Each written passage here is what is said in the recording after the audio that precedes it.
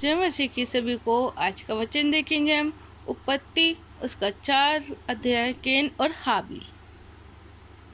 जब आदम अपनी पत्नी हवा के पास गया तब उसने गर्भवती होकर केन को जन्म दिया और कहा, मैंने यहोवा की सहायता से एक पुरुष पाया। फिर उसने उसके भाई हाबिल को भी जन्म दिया। हाबिल भेड़ बकरी का चरवा बन गया, परंतु केन भूमि पर खेती करने वाला किसान बना।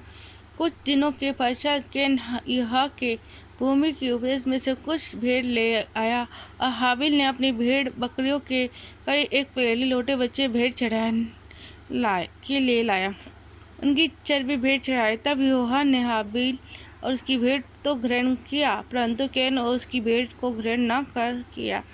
तब कैन अति क्रोधित हुआ और उसके मुंह पर उदासी छा गई। तब यहोवा ने कैन से कहा, तू क्यों क्रोधित हुआ और तेरे मुंह पर उदासी क्यों छा गई? यदि तू भला करे तो क्या तेरी भेंट ग्रहण न की जाएगी, और यदि तू भला ना करे तो पाप द्वारा छिपा रहता और उसकी लालसा तेरी ओर होगी, तुझे उस पर प्रभुता करने हुए। तब कैन ने अपने भाई हाबिल से कुछ कहा और जब वे मैदान में थे तब कैन ने अपने भाई पर चढ़ के घात किया। तब यहोवा ने कैन से पूछा, तेरा भाई हाबिल कहाँ है? उसने कहा, मालूम नहीं, क्या मैं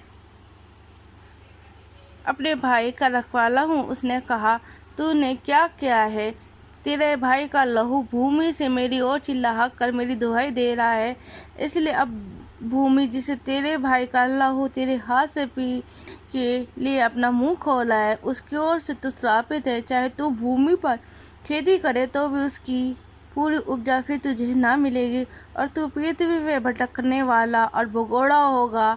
तब कैन ने यहोवा से कहा, मेरा दंड सहन से बाहर है। देख, तूने आज के दिन मुझे भूमि पर से निकाला और मैं तेरी दृष्टि की आड़ में रहूँगा और पृथ्वी पर भटकाने वाला भगोड़ा रहूँगा, और जो कोई मुझे पाएगा मुझे घात करेगा। इस कारण यहोवा ने उससे कहा, जो कोई कैन को घात करेगा उससे 7 गुना बदला दिया जाएगा।